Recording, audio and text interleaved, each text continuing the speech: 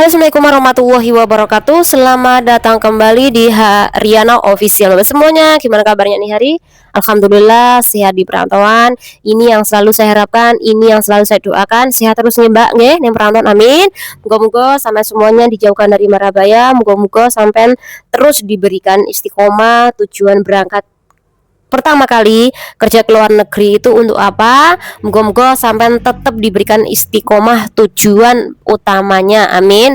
Dan moga-moga sampai sukses di perantauan, setiap bulan bisa nabung hingga sampai memiliki tabungan yang cukup, dan kalau bisa banyak nih Mbak untuk masa depan sampai dan keluarga sampai nantinya, amin amin amin ya robbal alamin. Semangat kerja dan tolong tetap fokus kerja di perantauan nih Mbak, amin. Nah, hari ini kita bakal membahas kasus yang sedang beredar di kalangan kawan-kawan. Ternyata ini kasusnya tidak hanya lagi viralnya yang Taiwan, tapi juga di grup PMI Hong Kong. Jadi nggak usah lama-lama, kita bakal membahasnya. Sekali lagi, iki tujuan membahasnya untuk bahan pelajaran dan juga sebagai bahan untuk kawan-kawan merenungkan kasus ini untuk lebih berhati-hati ke depannya. Jadi silakan simak voice ini. Minta di take down tapi dia nggak mau, katanya aku udah bayar kamu, aku udah bayar kamu sama orang Taiwan bertiga, 3 laki-laki, aku sendiri perempuan. Geng beng gitu jadi ceritanya. Aku minta di take down tapi dia nggak mau, katanya aku udah bayar kamu, aku udah bayar kamu 30.000, aku nggak mau take down. Kan kamu bilang nggak apa-apa diposting, maksud aku tuh nggak apa-apa diposting tapi wajahku di blur, itu wajahku nggak di blur. Jadi kalau misalkan nih ya Mas ya, aku menuntut bisa nggak sih? Nggak bisa loh Mbak, orang kan dari awal kamu udah ada kesepakatan, dia udah kasih kamu uang 30.000, artinya video itu sudah jadi hak miliknya mereka. Mau diapapun sama mereka ya itu udah haknya mereka. Aku tanya nih, uang hasil dari kamu, maaf ya agak kasar, uang dari hasil menjual diri itu kamu pakai untuk apa? Bangun rumah. Bangun rumah. Sudah jadi rumahnya? Sudah. Sudah jadi? Belum cukup? Sudah. Sudah cukup. Kalau sudah cukup, ya nggak endang mari Mbak, berhenti endang tobato. Jangan terus-terusan, nanti ujung-ujungnya nanti pulang kamu kena PK loh. Kamu masih gadis atau sudah janda? Gadis. Masih gadis. Terus ini Iya. sudah berapa kali? Sepanjang tahun itu, 6 tahun itu sudah. Selama 6 tahun itu kamu menjalani pekerjaan kayak gini atau baru? Selama 6 tahun. Selama 6 tahun. Berarti sudah Baru setiap bulan itu kamu melayani 3 orang setiap sebulan sekali ya, setiap libur ya. Liburnya berapa kali sebulan? sebulan sekali, tapi ganti-ganti orang. Baru kali ini videoku diviralin di aplikasi X Taiwan. Kami udah sepakat itu untuk kamu boleh bikin video aku, tapi kamu nggak boleh viralin video aku di aplikasi orang Taiwan. Terus video aku tuh diviralin di aplikasi X dan aku marah di situ. Kok bisa-bisanya kamu bikin video gitu? Apa dibayar? Apa gimana Mbak ceritanya? Aku emang suka bikin koleksi kayak gitu kalau sama orang Taiwan. Menurutku kan orang itu nggak mungkin viralin, ternyata aku diviralin. Kok gila nih tuh? Kamu kok sadis, sangar sekali kamu ya, bisa main langsung melayani 3 orang sekaligus bareng-bareng itu. Iya. Hot sekali. Terus berapa lama itu durasi videonya Mbak? 15 menit, mau ya lihat? Gila coy, masih malah ditawarin video itu. Berarti Mbak Eki memang dasarnya nggak punya malu dan urat kemaluannya itu udah putus nih. Bisa-bisanya menawarin. Gila. 15 menit itu ada yang minta link tuh katanya tuh, link pemersatu bangsa. Lagi pula loh Mbak, maksudku aneh, kamu sudah berapa lama di Taiwan? Aku udah 6 tahun. 6 tahun. Itu kamu menjalani pekerjaan ini tuh sebagai sampingan atau memang ini pekerjaan utamamu? Sampingan, aku kalau libur itu setiap bulan selalu ganti-ganti orang. Setiap bulan kamu asal dari mana nih? Aku asal dari Oke, 6 tahun di Taiwan, setiap kali libur kamu menjajakan dirimu dengan main sama geng-beng 3 orang tadi, direkam di video. Kamu kepikiran nggak kalau misalkan itu nanti di-share, terus jejak digitalnya sampai ke keluargamu, nanti ke keturunan-keturunanmu besok-besoknya, apa kamu nggak mikir nanti kamu punya anak, punya apa, dia melihat kelakuanmu kayak gini? aku nggak punya keluarga soalnya. Iya, sekarang kamu nggak punya keluarga, nanti ke depan apa kamu pengen sendiri terus? Nggak tahu ya. Tapi kan nggak tahu ya. Terus setiap bulan sekali gonta-ganti orang, bisa dalam satu kali main bareng 3 orang. Sudah tak terhitung banyak laki-laki yang tidur bareng sama tapi kamu itu tuh Mbak? Ya, tapi itu nggak pernah sama orang Indo, sama orang Oke. Taiwan. Mbak, gini lah, sorry Mbak, aku kok denger agak, walaupun aku laki-laki tapi aku denger agak geli gimana gitu. Maksudnya gini, kamu setiap bulan tidur dengan gonta-ganti laki-laki, dan ini kamu nggak ada ngerasa kayak yang kayak wah ini aib, atau kamu kayak ngerasa bangga, ada suatu kepuasan tersendiri gitu Mbak ya? Aku merasa aku punya kelainan seksual, bukan merasa bangga, tapi aku memiliki kelainan gitu menurutku ya. Mbak, kamu nggak takut kena HIV Mbak? Pernah kepikir, tapi menurutku ya biarin deh, kalau kena ya udah, paling udah takdirnya udah mau meninggal ya mungkin ya. Nah, terus kalau misalkan takdir mau meninggal segala macam itu, terus rumah apa segala macam yang kamu kumpulkan kemarin untuk apa? Ya nggak tahu ya. Mbak, Aku nggak mikir ke situ sih, belum mikir ke situ. mumpung sekarang masih sehat, masih diberi kesempatan, udah Mbak stop. Apalagi sekarang sudah viral segala macam video, udah stop. Ya, jadi aku harus berhenti ya. Berhenti Mbak. Nggak usah kayak gitu ya. Nggak usah kayak gitu lagi, berhenti Mbak. Jadilah perempuan yang menghormati dirimu sendiri, menjaga martabatmu sendiri. Jangan cuman karena uang itu nggak dibawa mati Mbak. Sampai kamu kayak gini, ya Allah ya Tuhan, gimana orang tuamu di surga sana ngelihatmu Mbak. 6 tahun loh Mbak, setiap bulan main begitu, kadang main bareng sama 3 orang. Yang pada saat kamu bermain itu apa sih yang di pikiranmu Mbak? Imajinasi. Iya, imajinasi kamu tuh apa gitu? Suka merasakan kayak kepuasan yang beda dari perempuan lain gitu. Kayak misalkan aku menghayal kayak aku habis nonton film tuh, nengok dia dicekek terus dimasukin di dalam lubang yang tidak seharusnya dimasukin, itu aku kayak ya udah deh, besok dilakuin ini gitu Pak. Kayak aku tuh merasa diriku tuh punya kelainan seksual gitu. Paham nggak sih? Iya paham Pak, aku paham. Itulah makanya Mbak, kamu di Taiwan nggak punya teman? Aku nggak punya teman Indonesia, nggak punya. Aku selalu temenan sama orang Taiwan. Teman orang Taiwan. Dan teman kamu semua seperti itu juga, melakukan perbuatan itu juga? Nggak punya teman orang Indo. Iya, Temanku maksudku cowok teman-teman semua. yang orang Taiwan itu apakah melakukan hal serupa dengan yang kamu buat juga? Oh nggak tahu, soalnya aku ketemu dia itu dari mantan, ketemu mantan, terus ketemu teman-teman gitu deh, kayak ditemu-temukan gitu. Inilah Kayak ada pentingnya, grupnya. inilah pentingnya cari teman yang baik. Karena kalau salah cari teman, ujung-ujungnya kayak gini nih. Kamu harusnya cari teman tuh yang baik Mbak, yang bisa mengarahkan kamu, yang ngasih tahu kamu kalau itu tuh salah, itu tuh keliru. Sedikit aja rangkuman terhadap kasusnya beliau ini. Jadi beliau ini meminta bantuan orang yang kira-kira bisa membantu nggak sih permasalahannya untuk men-take down video dia yang diviralkan oleh warga lokal Taiwan sana.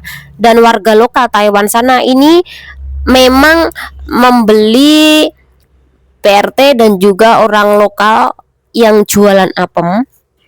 Ini tujuannya memang untuk dikomersialkan dan di-upload di aplikasi ya gue mbak sing biasane komersial dalam penjualan apem-apem atau video-video porno. Jadi mereka kini memang mencari perempuan-perempuan untuk dikomersialkan, sama-sama menguntungkan dan sama-sama diuntungkan, begitu kan ceritanya.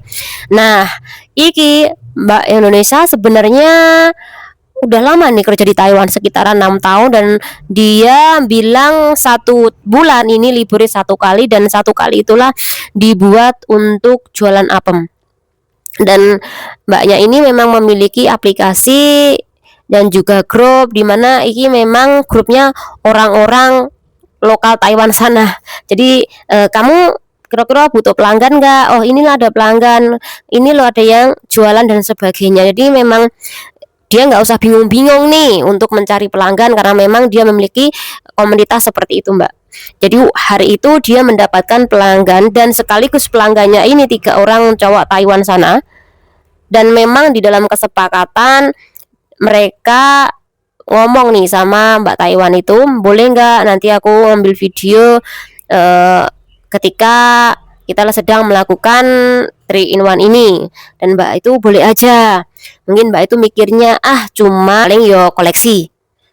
Kalaupun dikomersialkan boleh, asal tidak menampilkan wajah dia dengan jelas. Tapi kenyataan dan fakta di lapangan, ternyata video ini viral di aplikasi, dan kui menampilkan wajah Mbak E dengan jelas banget.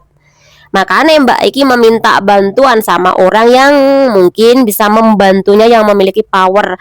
Tapi kenyataannya Iki orang tidak bisa membantu karena sejak awal memang terjadinya kesepakatan kedua belah pihak diuntungkan dan menguntungkan. Nah, Mbak E diuntungkan dengan menjual apem tadi dengan pembayaran 30.000 NT.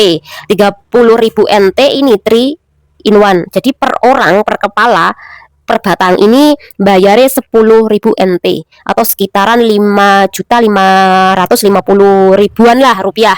Jadi kalau 3 orang ini 20.000 NT, ini total nilai rupiah ini sekitaran 16.700-an. Mohon maaf Mbak jika di dalam menjelaskan nilai NT ke rupiah ini mungkin tidak betul, tapi Mbak semuanya ini bisa menjelaskan mungkin ini loh C 1 NT itu ini dan sebagainya. Silakan Mbak nge. Oke, jadi Mbaknya ini memang sepakat dari awal. Sekali lagi dia minta bantuan untuk take down video dia, ya itu Mbak nggak bisa karena memang kesepakatan dari awal. Nah di saat itulah kita mendengar nih bagaimana kisah Mbaknya ini. Jadi Mbaknya ini memang sejak kecil beliau ini tidak memiliki keluarga, tidak memiliki orang tua. Jadi ketika dia kerja ke Hong Kong, tidak memiliki orang tua, mungkin keluarga sanak saudara mungkin udah tidak mau sama dia, atau mungkin Mbaknya itu sudah memutuskan silaturahmi atau bagaimana, intinya dia ngomong tidak memiliki keluarga di kampung halaman sana. Makanya dia tidak memikirkan apa yang terjadi di Taiwan. Dia ini masa bodoh bagaimana videonya nanti ini sampai suatu saat nanti tersebar di kampung halaman, atau mungkin videonya ditemukan oleh keluarga-keluarga. Dia tidak peduli sama sekali. Kenapa? Dia ngerasa dia tidak memiliki keluarga di kampung halamannya. Jadi ini yang membuat Mbak itu nekat pokoknya. Dan tujuan dia ini jualan apa nih, konon katanya untuk membuat rumah. Nah di dalam percakapan Mbaknya ini kok aku nangkep yo. Jadi aku rasa bukan permasalahan, mohon maaf ini kelainan itu Mbak, kelainan itu bukan. Aku rasa Mbaknya itu lebih kepada Mbaknya ini, mohon maaf ini perlu koyak dirukyah. Jadi Mbaknya itu di dalam tubuhnya dia ini ditanam sesuatu hal yang dimana sesuatu hal itu mengarah kepada kebutuhan kelainan itu. Dan kelainan itu bukan berasal dari dianya sendiri, tapi memang tanaman orang Mbak. Aku nangkepnya seperti itu. Mungkin Mbak semuanya ada yang ngerasa nggak kalau Mbaknya ini sebenarnya ditanam sesuatu, entah itu dia sendiri atau mungkin orang lain. Dan yang tanaman itu memang untuk ngepuas nih dia, dan juga untuk mengepuaskan barang yang ditanam itu. Nah Mbak semuanya ada nggak yang ngerasa sampai ke situ? Jadi saya mendengar pertama kali video Mbak E voice itu aku tuh mendengar kayak Mbaknya itu memang di dalam tubuh dia ini barang yang udah ditanam, dan barang itu memang semacam house, jadi semacam kelainan seks.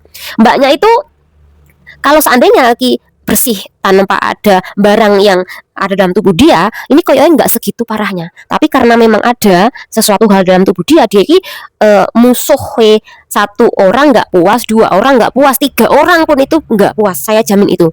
Itu kenapa dalam tubuh dia ini ada sesuatu hal. Mungkin Mbak menemukan hal seperti ini atau sama pandangannya sama aku, silahkan komen Mbak. Jadi masa lalu dia ini terlalu suram. Jadi Mbaknya ini sejak awal, sejak dianya kecil ini terlalu suram Mbak masa lalunya, sehingga terlalu memiliki masa lalu yang buruk, masa lalu yang kelam. Nah Mbaknya tuh melampiaskan ya ketika kerja di luar negeri, itulah dia bebas tanpa hambatan apapun. Bahkan ketika Mbaknya itu ditanyain, nanti kalau kamunya sampai mengidap penyakit yang berbahaya seperti itu, Mbaknya jawabannya yo pernah berpikir ke situ, tapi yo sudah, kalau memang takdirnya mati yo mati, ninggal yo ninggal. Mbaknya sampai berpikir ke situ loh Mbak. Ini kalau orang nggak memiliki masa lalu yang kelam, masa lalu yang buruk menimpa Mbaknya, itu tidak mungkin dia berpikir sampai ke situ. Entah siapa yang menyakiti dia, entah itu orang lain, pacarnya, ortunya dan sebagainya. Intinya dia memiliki masa lalu yang menurut aku kelam.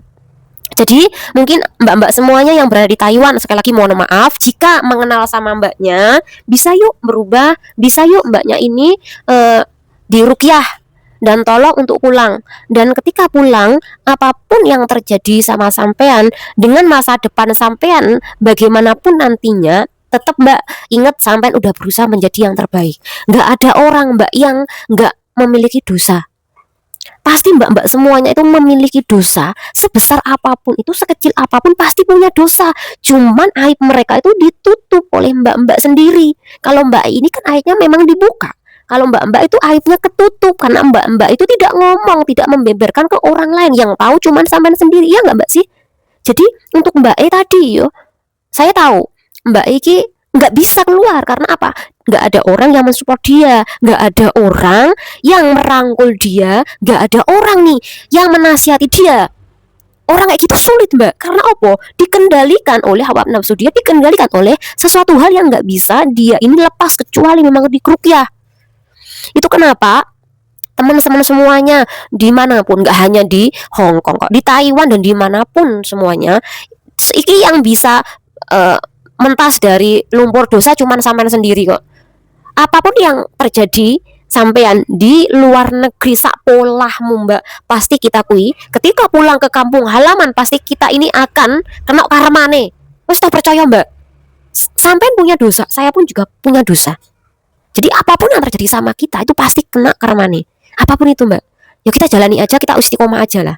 Nggak ada orang suci di dunia ini, nggak ada orang mbak, pasti punya dosa. Malaikat pun pasti punya dosa, nabi pun pasti punya dosa. Cuman mereka adalah orang-orang pilihannya Gusti Allah. Kita manusia biasa nih yang memiliki hawa nafsu, ya pasti mbak punya dosanya ku banyak banget. Tapi mbak-mbak itu berusaha untuk menutupi, berusaha bagaimana caranya dosa yang kita lakukan ini berkurang dan kita nggak berbuat dosa lagi gitu kan. Jadi untuk mbak semuanya, tolong hati-hati yang perantauan. Dan untuk mbak Seng tadi jualan apem setiap sebulan sekali pas libur, atau mungkin libure 1 bulan dapat 2 kali jualan apem dan sebagainya, Gusti Allah masih memberikan Anda kesehatan. Di saat itulah mungkin Anda bisa menikmati jualan apem itu dan kenikmatan di dalam berhubungan atau jualan apem itu. Duit yo iyo, materi yo iyo, kepuasan yo iyo, ya kan? Tapi ingat suatu saat nanti pasti mbak ono efeknya. Mungkin sampean nggak mikir, ya udah lek mati ya mati. Nggak sampai sampean kui bagaimana caranya seandainya sampai nanti bukan langsung mati, bukan langsung meninggal, tapi sakit sampai berbaring di rumah Anda, sampai Anda berbaring di ranjang Anda. Itu karena perbuatan masa lalu Anda. Ya langsung meninggal, oke lah mbak. Mungkin sengsaramu di dunia ini sudah cukup. Bagaimana kalau cara Gusti Allah itu mohon maaf seandainya nyabut nyawa Anda itu dengan cara Anda berbaring di kamar Anda, di ranjang Anda itu sampai bertahun-tahun itu belum merasa sakitnya mbak. Jadi untuk mbak ini aku mohon pulang aja ya mbak ya.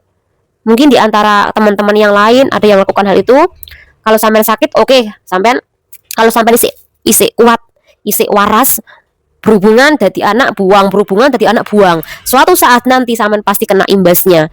Sampean bakal ngerasa ini, seandainya nikah, ini anakmu gak bakal dadi, ataupun dadi tapi anakmu nakal banget, dan Anda ini yang ada hanyalah ketakutan suami Anda selingkuh dan sebagainya. Pokoknya apa yang terjadi sama kita, perbuatan kita di luar negeri kui pasti ono karmane. Jadi yo kui mbak hati-hati. Oke, kita cukupi aja untuk mbaknya. Muga-muga sadar dan muga-muga pulang ke kampung halaman. Sekali lagi di ruqyah, nek ngruqyah iki wong-wong sing bener-bener kuwi ruqyah syariah. Yo sampai ruqyah ternyata dukun. Nah, bukannya sembuh malah dukun itu minta apa sampean. Jadi hati-hati. Pokoknya Mbak E tolong kalau mungkin sampean mendengarkan video ini tolong direnungkan. Kalau nggak sadar ya spiye nah lo, namanya juga nafsu. Kalau memang dianya belum sampai terbujur kaku, sampai sakit, mungkin dia belum tobat. Itu aja nggih untuk mbak-mbak semuanya yang saat ini mungkin sama seperti mbaknya yang kita bahas. Tolong berhenti, apalagi Anda ini menggratiskan untuk garang-garangan Indonesia, mas-mas cowok sampai mana guguk, sampai mana brojole, kemudian dibuang, mana aneh dibuang dan sebagainya. Jadi dipaksa untuk keluar. Sekarang hati-hati, siapa tahu suatu saat, setahun 2 tahun, suatu saat mohon maaf pada barang Anda ini keluar nana mungkin bau nggak sedap, sampai terkena kanker, itu pasti ono karmane mbak yo. Jadi hati-hati, tolong disudahin, tolong bekerjalah dengan baik. Sebab kalau sampean sakit, kalau udah tua, sampean nggak ada biaya untuk pengobatan Anda, baru sampean kroso bahwa apa yang sampean lakukan di luar negeri sana ini nggak ada gunanya sama sekali. Cuman kenikmatan sesaat, tapi sengsorone seumur hidup. Semoga bermanfaat. Wassalamualaikum warahmatullahi wabarakatuh.